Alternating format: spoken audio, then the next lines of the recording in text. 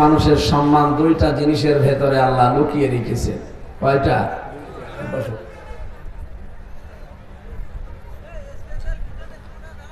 আল্লাহ পাক বলেন ইয়ারফাউল্লাহুল্লাযীনা আমানু মিনকুম ওয়াল্লাযীনা উতুল ইলমা দারাজাত। সূরা মুজাদালার 11 নম্বর আয়াতের মাঝের অংশে আছে ইয়ারফা, এটা মুজারি, বর্তমান ভবিষ্যৎ, প্রেজেন্ট ফিউচার। আল্লাহ বলেন আমি সম্মান আর মর্যাদা বাড়াচ্ছি এবং সামনেও বাড়াবো। কাদের? এই পৃথিবীতে যারা ঈমান আনে এবং যারা ইলম পায়, এই দুইটার সমন্বয় যাদের ভেতরে পাওয়া যাবে, দিন যত যাবে তাদের মর্যাদা বাড়তেই থাকবে। আর এই দুইগুলো নেই যাদের, হয়তো সামনাসামনি মানুষ আপনাকে ভালো কথা বলতে পারে, সম্মান দিতে পারে, কিন্তু মন থেকে সম্মান আসবে না। ইন্নাল্লাযীনা আমানু ওয়া আমিলুস সালিহাত সায়াজআলু লাহুমুর রহমানু মুদ্দা। সূরা মরিয়মের 96 নম্বর আয়াতে আছে, যারা ঈমান আনে আর ভালো কাজের আঞ্জাম দেয়, আমি আল্লাহ সৃষ্টি জগতের ভেতরে তাদের জন্য আলাদা একটা মহব্বত, ভালোবাসা পয়দা করে দিই। সুতরাং আমাদের সম্মান মর্যাদা বাড়বে আমাদের ঈমানে এবং আমাদের ইলমে। এই জন্য পৃথিবীতে সবচেয়ে সম্মানিত আল্লাহর কাছে তারা, যে মানুষগুলো আল্লাহকে ভয় করে। ভয় করে কারা? যারা আলেম, যারা ইলম পেয়েছে। ইলম যারা পেয়েছে, এই মানুষগুলোর সম্মান বাড়বে কখন? যখন তারা ইলম অনুযায়ী কাজ করবে। বাংলাদেশে বহু মানুষকে সামনাসামনি মানুষ ভয় করে, সম্মান দেয়, পেছনে সম্মান দিতে চায় না। তাদেরও জ্ঞান আছে, কিন্তু জ্ঞান অনুযায়ী তাদের কাজ নেই। কথা বোঝেন? এদিকে তাকান। এখানে জ্ঞান অনুযায়ী যদি আপনি কাজ না করেন, আপনার মর্যাদা আল্লাহ জীবনও বাড়াবে না। ওমান আযলামু মিম্মান কাতামা শাহাদাতান ইনদাহু মিনাল্লাহ আমাল্লাহু বিগাফিলিন আম্মা তা'মালুন। সূরা বাকারা 1 নম্বর পারার 20 নম্বর পৃষ্ঠা 13 নম্বর লাইনের 140 নম্বর আয়াতের শেষের দিকে আছে। আল্লাহ পাক বলেন, পৃথিবীতে তোমরা আলেম মনে করো ওই মানুষগুলোকে না। আসলাম ইসমে তাফসীল, এর চাইতে বড় শব্দ আরবিতে আর নেই। এটা সুপারলেটিভ ডিগ্রি বলা হয়। রব্বুল আলামিন বলেন, আমি আল্লাহর দৃষ্টিতে সবচাইতে বড় জালেম দুনিয়ায় ওই লোকটা যার কাছে কোরআনের জ্ঞান থাকার পরও দুনিয়ার স্বার্থে গোপন করে রাখে। আর এটা বাংলাদেশে বেশি। এক কথা বোঝেন? সুতরাং জ্ঞান অনুযায়ী যদি আমল আপনি করেন, নবীদের দিকে তাকান, তারা জ্ঞান অনুযায়ী আমল করেছিল না করে নাই? এই জন্য প্রত্যেকটি নবীর সম্মান মর্যাদা আকাশচুম্বী। রব্বুল আলামিন বলেন, ইয়া হাসরাতান আলাল ইবাদ মা ইয়াতিহিম মির রাসূলিন ইল্লা কানু বিহি ইস্তাহজিউন। সূরা ইয়াসিনের 30 নম্বর আয়াতে আল্লাহ বলেন, আমার আফসোস হয়, আমার আক্ষেপ ওই বান্দাদের উপরে, এমন কোন নবী রাসূল পাঠালাম না যার সাথে সমসাময়িক মানুষেরা ঠাট্টা করে নাই, বিদ্রুপ করে নাই। বাগেরহাট বাসী বলেন তো, নবীদের চরিত্র খারাপ ছিল? তারা মানুষের মাথায় লাঠি দিয়েছে, কারো জমির আইল কেটে নিয়েছে, কারো মেয়ে নিয়ে চলে গেছে। কেন তাদের উপর অত্যাচার? একটাই কারণ, তারা জ্ঞানের উপরে আমল করেছে। কিয়ামত পর্যন্ত যারা জ্ঞানের উপরে আমল করতে থাকবে, তাদেরও ঠিক নবীদের মতো অবস্থা হবে।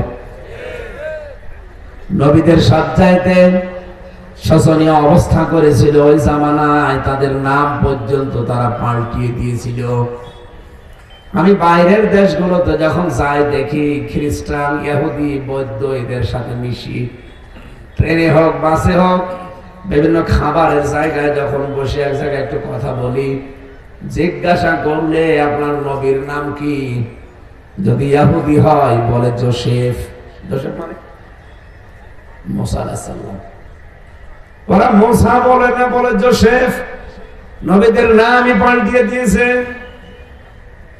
খ্রিস্টানের সাথে যদি জিজ্ঞাসা করা হয় আপনার নবীর নাম কি, বলে যিশু। যিশু মানে ঈসা আলাইহিস সালাম। এ পৃথিবীতে বহু নবীর নাম পর্যন্ত তারা পাল্টিয়ে দিয়েছে এবং এই নাম পরিবর্তনের হিড়ি বাংলাদেশে পর্যন্ত চলছে। আপনি বিমানবন্দরের নাম ছিল শহীদ জিয়া বিমানবন্দর, নামটা পাল্টিয়ে দিয়ে অন্য নাম দিয়েছে। কি কথা বলেন এখানে? এত কোটি কোটি টাকা খরচ করে নামটা পাল্টালেন কোন কারণে? কি ক্ষতি করছিল নামটা আপনার? আমি নিজে শহীদ জিয়ার নামে কাবার আরাফাতের ময়দানের পাশে যে মসজিদে নামিরা, কাবার ইমাম সাহেব নিজে খুতবা দেওয়ার সময় শহীদ জিয়া এই নামটা ধরে দোয়া করছিলেন। দোয়ার পরবর্তীতে ৩-৪টা লাইন তিনি আরবিতে বললেন, তার বাংলায় এটা দাঁড়ায়, আরাফাতের ময়দানে লক্ষ লক্ষ মানুষের মাথার উপর একটা ছায়ার ব্যবস্থা করেছে শহীদ জিয়া। কি গাছ দিয়ে? ওখানে জিয়া ট্রি বলে, সাজারাত জিয়া। আমি নিজে ওই গাছের ছায়া পেয়েছি। শুধু বাংলার মানুষ না, পৃথিবীর 257টা রাষ্ট্র আছে, যেখান থেকে এই মানুষ যায় আরাফাতের ময়দানে যাওয়াই লাগে। কি হজের যে 3টা ফরজ, তার একটা ফরজ এটা না গেলে আপনার হজ হবে না। এই জন্য সারা পৃথিবীর মানুষ যে ওই গাছের ছায়ায় যখন আশ্রয় নেয়, এমনিতেই মরুভূমির দেশ উত্তপ্ত, মানুষ যখন একটু ছায়া পায়, ওই 45-50 ডিগ্রি চলছে, ওই জায়গায় যখন একটু ছায়া পায় মনে হচ্ছে আমি জান্নাতে আছি। তখন মন থেকে দোয়া চলে আসে, আল্লাহ এই ছায়া যিনি দিলেন তাকে তুমি মাফ করে দিও। এই জন্য কাবার ইমাম 16 সালে আমি নিজে শুনেছি, উনি খুতবা দিতে গিয়ে শহীদ জিয়াউর রহমান এর নাম ধরে দোয়া করছিলেন। কি ক্ষতি হচ্ছিল? জিয়া আন্তর্জাতিক বিমানবন্দরে নামটা থাকলে কেন আপনি কেটে দিলেন? হিংসার বশবর্তী হয়ে সব জায়গায় তো বাবার নাম দিচ্ছিলেন, কিন্তু এখানে আপনি দিতে পারেননি, কারণ জানে যে যদি কোনোদিন পরিবর্তন হয় আমার বাবার নামও সাথে রাখবে না। ওইটা বাদ দিয়ে এমন এমন জায়গায় দিয়েছে যেখানে জানে যে পরিবর্তন হতে পারে। আপনি দেখেন টয়লেটে পর্যন্ত লেখা আছে বঙ্গবন্ধু টয়লেট। একটা কথা হবে, আগস্টের 5 তারিখের বিকাল 5টা বাজতে বাজতে জনগণ সব পাল্টিয়ে ফেলেছে। এখানে নাম পরিবর্তনের হিড়িক এটা ইহুদি আর খ্রিস্টানদের।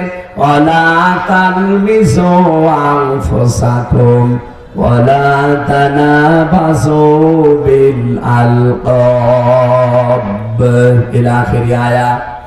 সূরা হুজুরাতের 11 নম্বর আয়াতের মাঝের অংশে আছে, আল্লাহ পাক বলেন সাবধান, কারণ নাম পরিবর্তন করে দিবা না।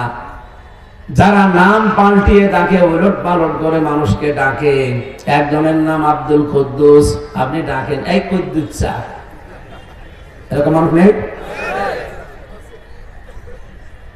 এখানে নাম যারা পাল্টিয়ে দেন, বাংলাদেশে বহু নাম পরিবর্তন করে এমন এমন অবিচার করা হয়েছে, আজ পৃথিবীর ইতিহাস পাল্টিয়ে গেছে।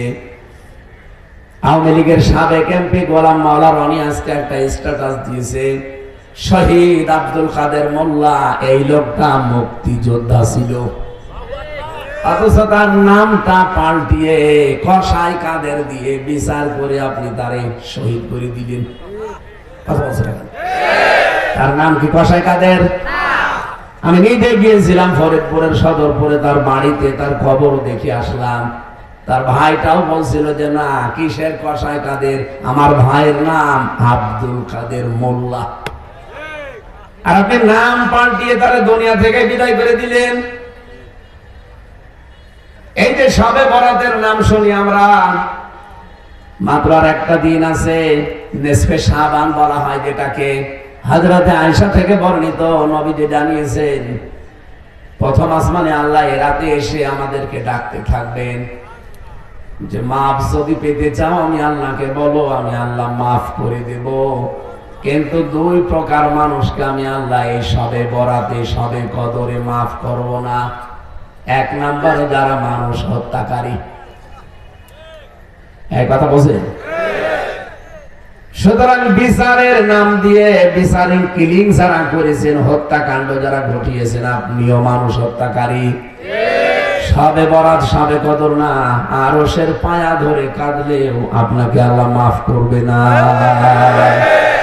যাকে হত্যা করেছেন তার বাবা মার কাছে, তার সন্তানের কাছে, তার স্ত্রীর কাছে আপনাকে আগে বলা লাগবে। সে লোকটা বারবার যখন যাবেন ফাঁসির কাস্টে, যেদিন যাবেন ওই দিনও সন্ধ্যা বেলায় তিনি ইফতারি করার পরে চা খাচ্ছিলেন, তার স্ত্রীকে নাম ধরে ডাকতেন পিয়ারি। যে সাক্ষাৎ শেষ সাক্ষাতে গেছে, বলছে তুমি এখন চা খাও আবালা করে। বলছে পিয়ারি আমি রোজা ছিলাম, কিছুক্ষণ আগে ইফতারি করে, যেহেতু আর 3 ঘন্টা পরে 10টায় আমার ফাঁসি, এখন বাজে 7টা, আমি প্রস্তুতি নিয়ে আছি, এই চাটাই আমার শেষ খাবার। তুমি যতগুলো হক আমার উপরে ছিল আমি আদায় করতে পারি নাই, মাফ করে দিও। ওনার স্ত্রী পরবর্তীতে চিঠিটা যে কথাগুলো বলেছে চিঠি আকারে ফাঁস করেছে, আমরা দেখেছি, ওটা ইন্টারনেটে এখনো আছে। মনে হচ্ছে যে উনি শ্বশুর বাড়ি যাবে, রেডি হয়ে বসে আছে। ওই দিন স্ত্রীকে বলেছিল পৃথিবীর মানুষকে জানিয়ে দিও, আমি তো আর কথা বলতে পারলাম না, যে কসাই কাদের আর আব্দুল কাদের মোল্লা এক জিনিস না।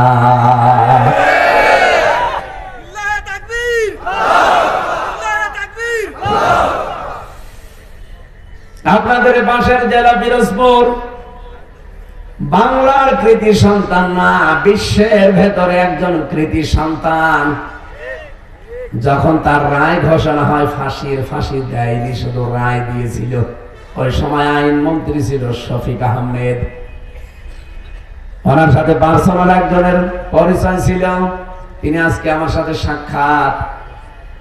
তিনি বলছিলেন যে ওই সময় ব্যারিস্টার শফিক আহমেদ আইন মন্ত্রী, রায়টা পাশ হওয়ার পরে সে আফসোস করেছিল, পৃথিবীর ইতিহাস এইটাই প্রথম যে দুনিয়ায় একজনের ফাঁসির শুধু রায় হওয়ার পর 300-র উপরে মানুষ জীবন দিয়ে দেয়, পৃথিবীতে আমরা পাইনি।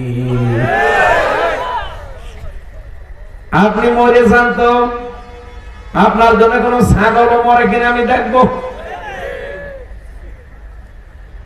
আপনি পালিয়ে যাওয়ার পরে কে আপনার জন্য কান্নাকাটি করেছে? পরের দিন শুনলাম যে আপনি চলে গেছেন, এই দেশটা নাকি অন্ধকারে ডুবে গেছে। কে বলেছে? আরো আলোকিত হয়েছে। সাবেক আইন মন্ত্রীর কথা আপনি চিন্তা করেন, সে তো প্রকাশ্য ইসলামের দুশ্মন, শত্রু, অথচ বলছে এই লোকটাকে শুধু রায় দিয়েছিলাম, এখনো তো কার্যকর করি নাই। রায় দিয়ে 300 মানুষ জীবন দিয়ে দিল। রায় যদি কার্যকর করতাম তো কি হইতো দেশে? এটা দুনিয়ায় না, এ বাংলাদেশে না, পৃথিবীর ইতিহাসে এই মনে হয় প্রথম। অথচ তার নামটাও আপনি পাল্টিয়ে তাকেও আপনি সারাটা জীবন জেলে রাখলেন। 13টা বছর অন্ধকারে ধুকে ধুকে তাকে মারলেন, শেষ পর্যন্ত ইনজেকশন দিয়ে মেরে ফেললেন। তার নাম হচ্ছে দেলাওয়ার হোসাইন সাইদি, তার সার্টিফিকেট এখনো আছে। আপনি নাম দিয়ে দিলেন পাল্টিয়ে দেল্লো শিকদার। এ বাংলাদেশে নাম পরিবর্তনের হিড়িক যা চলছে, হেফাজতের সাবেক আমির আল্লামা শাহ আহমেদ শফি রহমতুল্লাহ আলাইহি, জালেমরা তার নামও পাল্টিয়ে দিয়েছে তেতুল হুজুর। এই কথা বলছেন এখানে। হযরত ইব্রাহিম নবীর নাম তারা পাল্টিয়ে দিয়েছে আব্রাহাম। আমি ইহুদিদের সাথে যখন কথা বলেছি, জিজ্ঞাসা করি, তখন ওরা আব্রাহাম বলে। কে ইনি? আমরা যারে ইব্রাহিম বলে ডাকি তারে ওরা আব্রাহাম বলে। এখানে নাম পাল্টানোর এই পরিবর্তনের এই ইতিহাস, এই চর্চা বন্ধ করা লাগবে। কারণ যারা নাম পরিবর্তন করা এই অভ্যাস তৈরি করে, এরা যদি তওবা না করে আল্লাহ পাক আয়াতের শেষের দিকে জানিয়েছে ওয়া মাল্লাম ইয়াতুব ফাউলাইকা হুমুজ জালিমুন। যারা নাম পাল্টায় মানুষের, এরা যদি তওবা না করে, ফিরে না আসে, পরিবর্তন না হয়, এরা যদি না থামে, এরা জালেম হয়ে মারা যাবে। আর বাংলাদেশে তাই যাচ্ছে। এটা নাম পরিবর্তনের হেডেক বন্ধ করা দরকার। আমি যে কথা বলেছিলাম, পৃথিবীতে সত্যি যদি আপনি ইলম অর্জন করার পরে ওই অনুযায়ী কাজ করতে পারেন, ওই জামানায় যেমন নবীদের উপরে হয়েছিল, নামও পাল্টিয়েছিল, আপনার নামও পাল্টিয়ে জালেমরা দিতে পারে। এজন্য আমাদের সম্মান আর মর্যাদা কোথায় আমরা অনেকে জানি না। এর প্রথম কারণ ঈমান, 2 নম্বরে ইলম। আল্লাহ এই দুইটাই যেন আমাদের দান করেন, বলেন আমিন।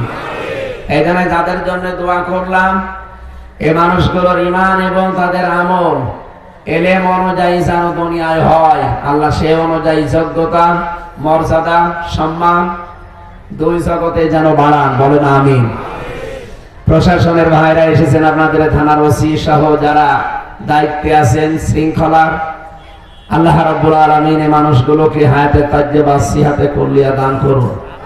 এই পোশাকটার উপরে মানুষের এখনো ঘৃণা যায়নি, এটা স্বাভাবিক, কারণ ওনারা যা করেছে সবাই না, কিছু কোলাঙ্গার অফিসার ছিল, এই মানুষগুলো যা করেছে প্রশাসনে, আজকে প্রধান উপদেষ্টা আয়না ঘর দেখতে গিয়ে কেঁদে ফেলেছি।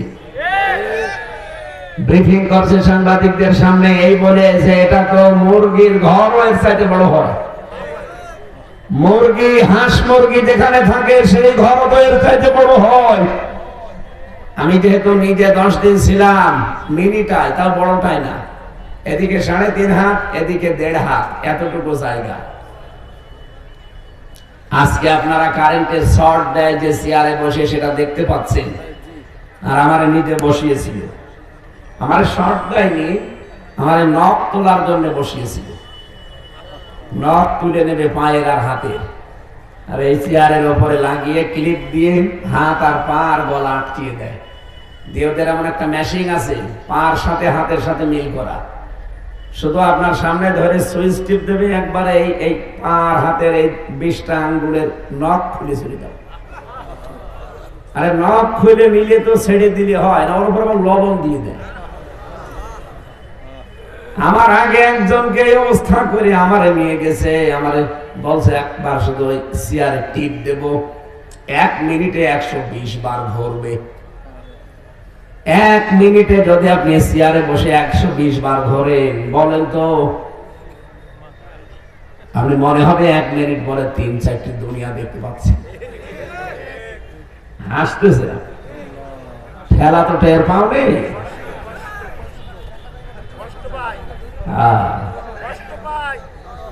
আমার শুনতেই বলেন তো কেমন লাগছে, আর আমি নিজে ফেস করে আসলাম। আমার এখন মাঝে মাঝে অতীতের ওই কথাগুলো মনে হলে ডর লাগে, আল্লাহ এটা আমার উপরও গিয়েছে। আমার মাথার চুল থেকে পা পর্যন্ত এমন কোন জায়গা নেই জালেমরা টর্চার করে নাই, চুলও বাদ দেয় নাই। মাজার উপরে দড়ি লাগিয়ে ওরা 11 ঘন্টা এভাবে টাঙিয়ে রেখেছিল। ওইটা এখন আমার মাঝে মাঝে মনে হয় যে আমার নামাজও পড়তে দেয়নি, চার ওয়াক্ত, জোহরের, আসরের, মাগরিবের, এশার নামাজ আমি জানি না কখন যে কোন সময় গেছে।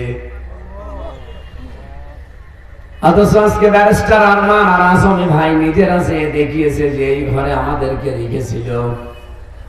ঘরের ভেতরে আপনারা দৃশ্য দেখেছেন যে ওখানে চেন দিয়ে পায়ের সাথে আটকানোর ব্যবস্থা করা। যদিও জালেমরা অনেকে এখন এই ঘরগুলো সব ধ্বংস করে ফেলেছে, আলামত গুলো নষ্ট করে ফেলেছে। আমি আজকে কয়েকটা দেওয়ালও দেখলাম, দেওয়ালের উপরে কারা কারা যেন লিখে রেখেছে মোবাইল নাম্বার। এটা এই জন্য লিখে রাখতো আমি জানি, কারণ কেউ 8 বছর, 10 বছর, 12 বছর, 14 বছর পড়ে আছে ওখানে, কেউ জানে না। এই নাম্বারটা লিখে হয়তো নিচে এটাই জানাতে চায় যে ভাই যদি কেউ বাইরে যেতে পারেন এই নাম্বারটা একটু বলবেন যে আমি বেঁচে আছি। কত বড় কঠিন ছিল এই মানুষগুলো। জালেমাদেরকে এখনো পর্যন্ত যারা সাফাই গান, আপনি কি মানুষ না জানোয়ার? আপনার বাবা যদি এরকম 10 বছর আয়না ঘরে থাকতো আপনি টের পেতেন। প্রশাসনের কিছু কোলাঙ্গার অফিসার এই জালেমাদেরকে 15.5 বছর ঠিকাতে সাহায্য করেছে। বিশেষ করে 24 সালের জুলাই আগস্টে ওরা যে কাজ করেছে কিছু মানুষ, এই কারণে এখন ওই পোশাকটার প্রতি মানুষের ঘৃণা যায়নি। না, আমরা দোয়া করছি আগের অবস্থায় তারা যেন আবার ফিরে যায়। আমাদের অতিথি কোনটা? এটা কি আব্দুল সালাম? আসে আমার ভাইরা,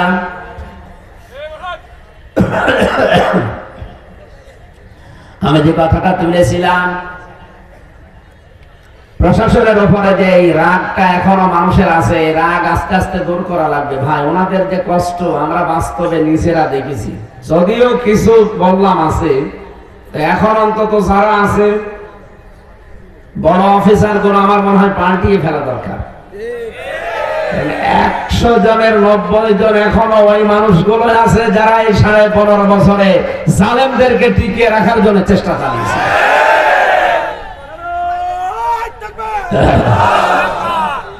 এই শোনে, অতিথি এসেছে, একটু বসুন।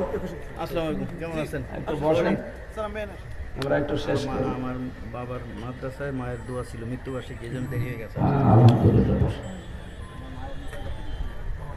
সুবহানাল্লাহ ওয়ালহামদুলিল্লাহ লা ইলাহা ইল্লাল্লাহ। সুবহানাল্লাহ ওয়ালহামদুলিল্লাহ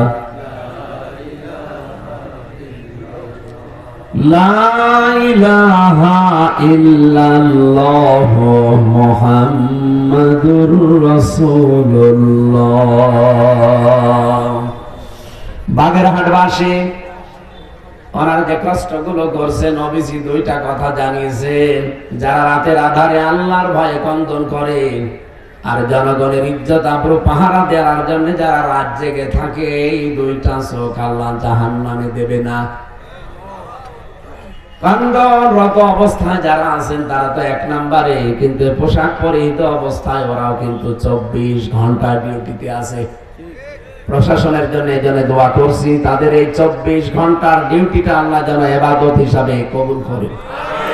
প্রশাসন বলতে শুধু পুলিশ না, যে বিভাগে আছেন আপনাদের এই দায়িত্বটা কিন্তু শুধুমাত্র চাকরি না।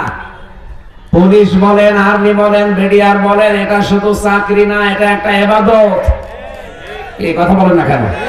এটা একটা খেদমাত। এর চাইতে উত্তম কাজ আমার মনে হয় পৃথিবীতে আর নেই। অনেক ভালো কাজ, কিন্তু কাজটা লাইন মতো করা লাগবে। আল্লাহ রাব্বুল আলামিন বাংলার প্রশাসনকে তুমি মঞ্জুর করো, তাদের আজকের এই দায়িত্বটা বিশেষ করে যারা আজকে এসেছেন কোরআনের অনুষ্ঠান পাহারা দিতে, আল্লাহ যেন ইবাদত হিসাবে মঞ্জুর করে। আমাদের আজকের মাহফিলের প্রধান অতিথি এসেছেন আপনাদের এই এলাকার কৃতি সন্তান, বাগেরহাটের বড় ভাই জনাব আব্দুল সালাম। সালাম মানে শান্তি। আব্দুল সালাম আল্লাহর বান্দা, সালামের বান্দা। আল্লাহ রাব্বুল আলামিন তাকে যেন শান্তির জন্য কবুল করেন, আমিন।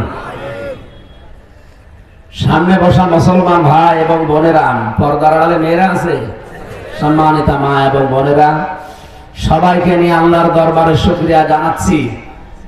দল মত জাতি বর্ণ ধর্ম নির্বিশেষে আজকের এই অনুষ্ঠান, এটা শুধু মুসলমানদের জন্য না। মুসলমানদের জন্য না, অনেক মানুষ এই কথা বলেন, কি নিয়তে বলেন আমি জানি না, যে ধর্ম যার যার উৎসব সবার, না, এটা ঠিক না।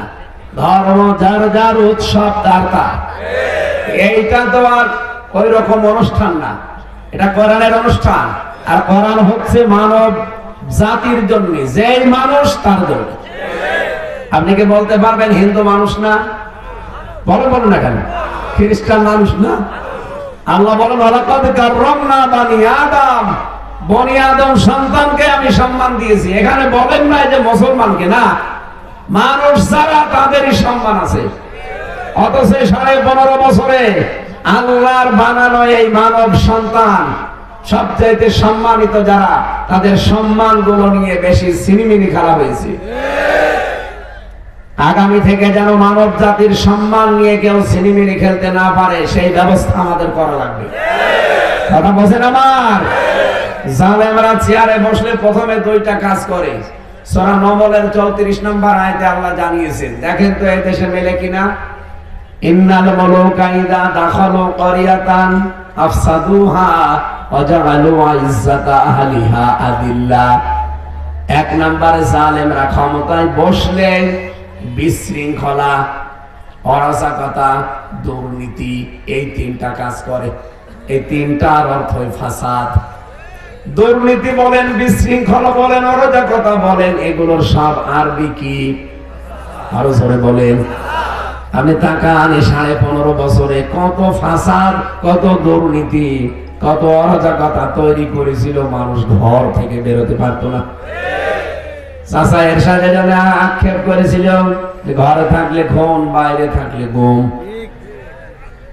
আমার বিশ্ববিদ্যালয়ের দুইটা ভাই অলিউল্লাহ মুকাদ্দাস কুষ্টিয়া ভার্সিটির হারিয়ে গেছে, গুম হয়ে গেছে, আজ প্রায় 10 বছর হয়ে গেল, এখনো পর্যন্ত তারা ফিরে আসে নাই।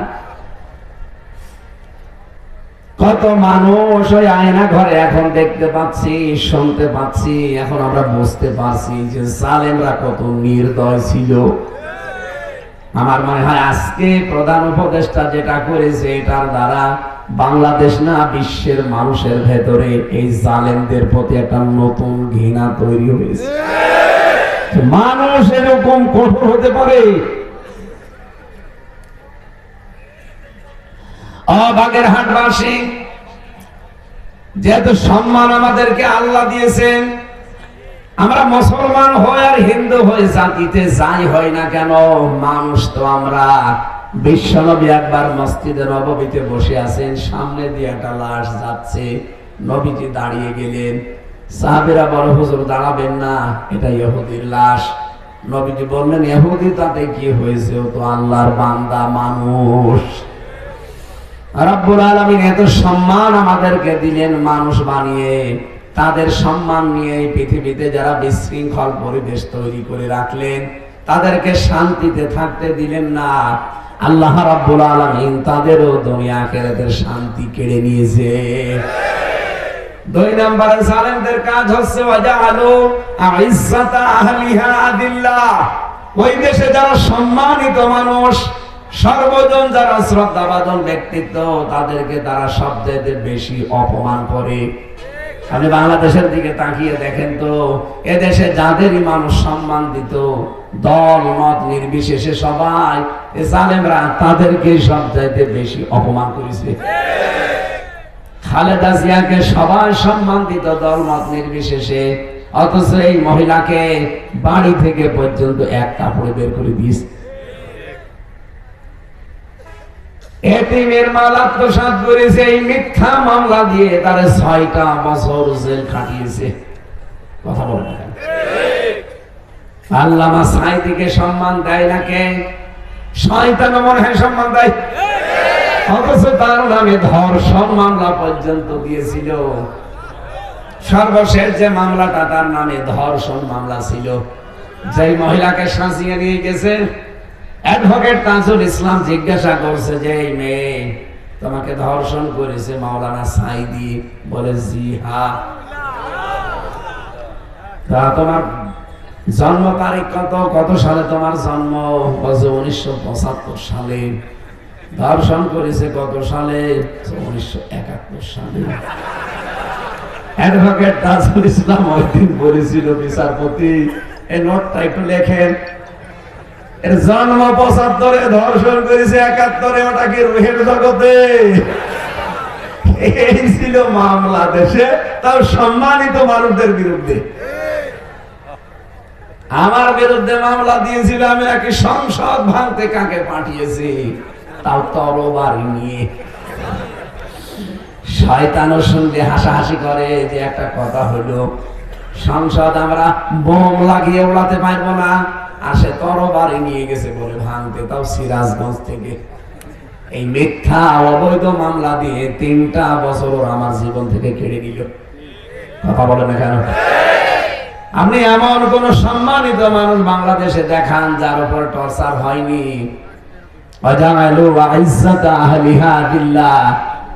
আল্লাহ বলেন সম্মানিত মানুষদেরকে জালেমদের দ্বিতীয় টার্গেট থাকে কি করে অপমান করা যায়। তার মানে কোরআনে বর্ণিত সূরা নমল 19 নম্বর পারা 18 নম্বর পৃষ্ঠা 9 নম্বর লাইনের 34 নম্বর আয়াতের মাঝের অংশে এটা আছে। আমরা যা দেখতে পেলাম কোরআন অনুযায়ী জালেমরাই দুইটা কাজ অলরেডি করেছে।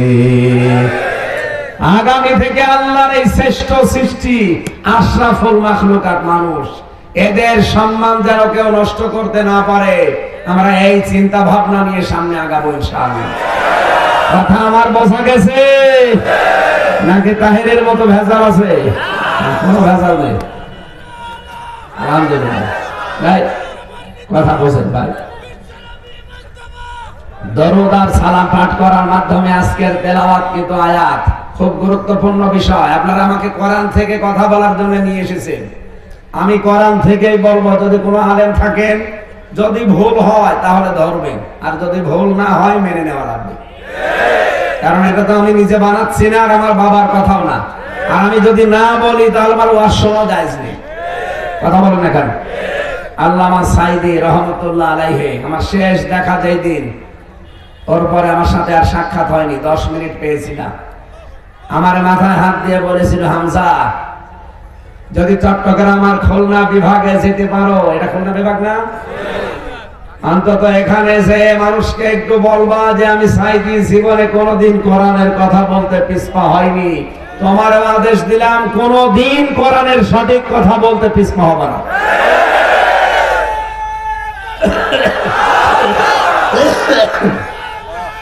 এই কথা শুনে আগে ভাই, আমার তো মনে হয় যে এখনো ওনার হাত আমার মাথায় লেগেই আছে। এখানে যা বলবো যদি আলেমরা মেনে নেয়, আপনাকে মেনে নেওয়া লাগবে। আর যদি ভুল হয় তখন বলবেন যে এটা ভুল হচ্ছে, এরকম ব্যাখ্যা দুনিয়ায় নেই। আমি আয়াত, পারা, পৃষ্ঠা, লাইন, রুকু, সূরার নাম, তাফসীরের নাম, হাদিসের কোন পাতায় কত পৃষ্ঠায় সব বলে দিচ্ছি, রেকর্ড করে নিন, বাড়ি যেয়ে মিলাবে। সত্যি আমি আমার মন থেকে কথা বলছি, এদিক ওদিকে টেনে নিয়ে যাবেন না। খুব গুরুত্বপূর্ণ বিষয় বললাম না? আজকের আলোচনার বিষয় অভিভাবক। কি বললাম? আমাদের সামনে অভিভাবক দরকার না দরকার নেই? অভিভাবক ছিল না, যার যা মনে লেগেছে তাই করেছে না, এটা আর চলতে দেওয়া হবে না। সামনে আমাদের অভিভাবক দরকার। অভিভাবক কে হবে, কেমন হবে, অভিভাবকের কি কি গুণ লাগে আজকের আয়াতে আছে। আমরা মিলাবো, যদি পাই আলহামদুলিল্লাহ, না পেলে ডিলিট।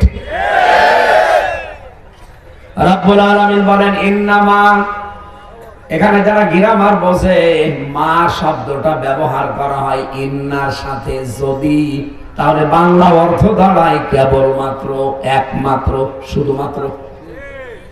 ইন্না মানে অবশ্যই, মা মানে যদি আপনি জুড়ে দেন, তার মানে আমরা পেয়েছি ইন্নামা অবশ্যই, একমাত্র, অবশ্যই, শুধুমাত্র, কেবলমাত্র।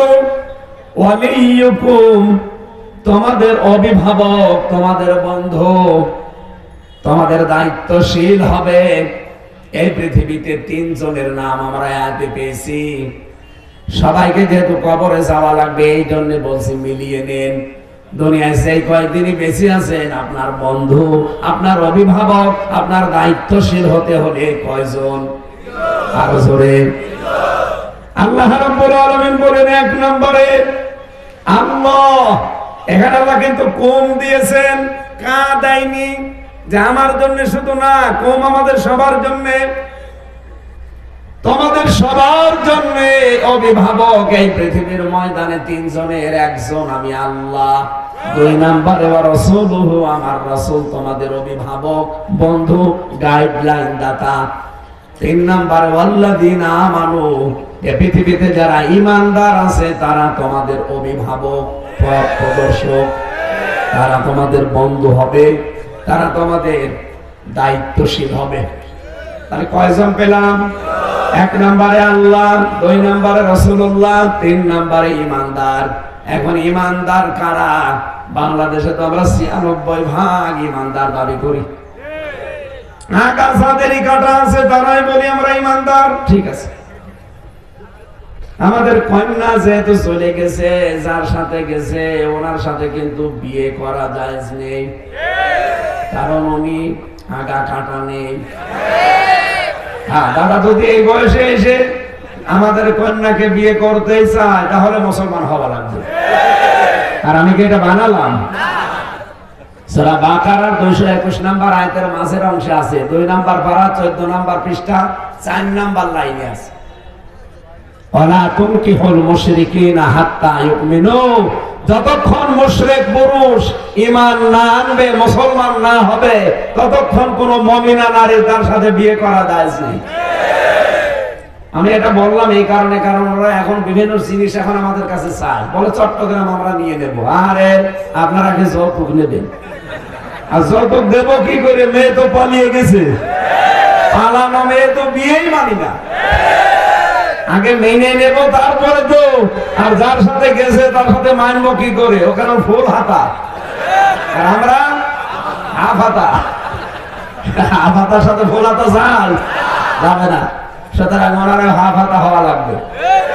উনি যেহেতু ফুল হাতা, কালকে দেখেননি ম্যাক্রো কি করেছে, হাত মিলাতে যাচ্ছিল, দামই দেয় ফুল হাতা হবে না, হাফ হাতা হয়ে আসেন তারপর আপনার সাথে হাত মিলাবে। এই অপমানটা সারা ভারতবর্ষ এখন অপমান বোধ করছে। আরে ম্যাক্রোর মতো মানুষ, হ্যাঁ, ফুল হাতা বলে দামই দিল না। এই জন্য দাদা যদি শেষ বয়সে এসে কিছু করতে চান, আপনাকে মুসলমানই দেওয়া লাগবে। আর আপনার যা বয়স, এখন আমরা হাসাম পাবো কোথায়? কারণ এই পাকা মোটা সাওয়ালের মুসলমানে দিতে গেলে আমার মনে হয় বুড়ো হাসাম লাগবে।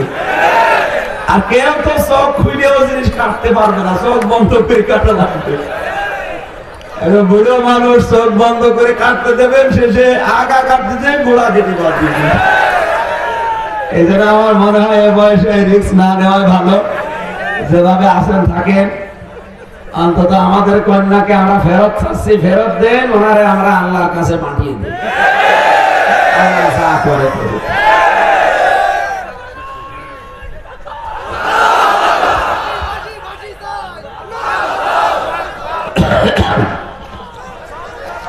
আল্লাহ রাব্বুল আলামিন জানিয়েছেন ঈমানদার যারা, তাদের ভেতরে 3টা কোয়ালিটি লাগবে। এই এদিকে তাকান, এই 3টা গুণ যদি দুনিয়ায় কারো ভেতরে আপনি পান, আল্লাহ রাসূলের পরে আপনি তাদেরকে অভিভাবক হিসাবে গ্রহণ করবেন, দায়িত্ব তাদেরকে আপনি দেবেন। এ ঘোষণা কার? 1 নম্বরে আল্লাযীনা ইউকিমুনাস সালাতা ওয়া ইউতুনাজ যাকাতা ওয়া হুম রাকিউন। দুনিয়াতে যারা নামাজ কায়েম করে, যারা সম্পদের যাকাত আদায় করে, যাকাত ভিত্তিক অর্থনীতি কায়েম করার জন্য যারা চেষ্টা চালায়, আর যারা রুকুকারীদের সাথে রুকু করে, তার মানে জামাতবদ্ধ হয়ে নামাজ পড়ে, এই 3টা গুণ যাদের আছে তাদের সাথে আপনি বন্ধুত্ব করবেন, তাদেরকে অভিভাবক হিসাবে মানবেন, তাদেরকে দায়িত্ব দিয়ে দেবেন।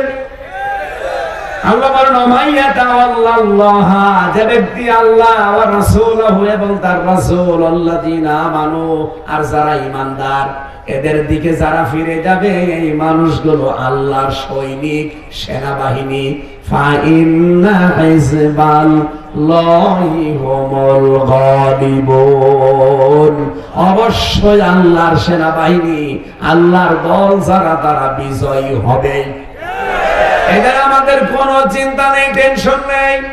যদি আমরা ঈমানদারদেরকে অভিভাবক হিসাবে সামনে গ্রহণ করি, তাদেরকে বন্ধু হিসাবে, দায়িত্বশীল হিসাবে আমরা মেনে নিতে পারি, আমাদের কোনো চিন্তা নেই, আমরাই বিজয়ী হব, গালেব হব। এ ঘোষণা কার? এবার আসেন তো প্রথম শব্দটার ব্যাখ্যায়, শুনবেন তো নাকি? 1 নম্বরে আমরা বন্ধু হিসাবে, অভিভাবক হিসাবে কাকে নেব? আল্লাহকে আপনি বললেই হবে না। রব্বুল আলামিন বলেন, আমাকে যদি বন্ধু হিসাবে পেতে চাই, আমি আল্লাহর ঘোষণা শুনে নাও। সূরা বাকারা 3 নম্বর পারার 2 নম্বর পৃষ্ঠার 1 নম্বর লাইনে 257 নম্বর আয়াত, প্রথম অংশে আছে, আল্লাহু ওয়ালিয়ুল্লাযীনা আমানু ইখরিজুহুম মিনাজ-যুলুমাতি ইলান-নূর। বলেন আল্লাহু আকবার। আমার কথা বুঝতেছেন? আল্লাহ বলেন যারা ঈমান আনে আমি নিজেই তাদের বন্ধু হয়ে যাই। সুতরাং আল্লাহকে কেউ যদি বন্ধু হিসাবে গ্রহণ করতে চায়, আমরা তাকে যদি অভিভাবক বানাতে চাই, ঈমান আনা লাগবে।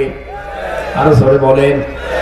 ঈমান যদি কেউ আনতে চায়, এদিকে তাকান, ঈমান আনতে চাইলেই হবে না, তার আগে একটা কাজ করা লাগবে।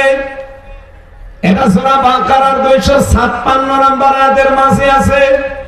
রব্বুল আলামিন বলেন ফামাইয়াকফুর বিত-তাগুতি ওয়া ইউমিন বিল্লাহ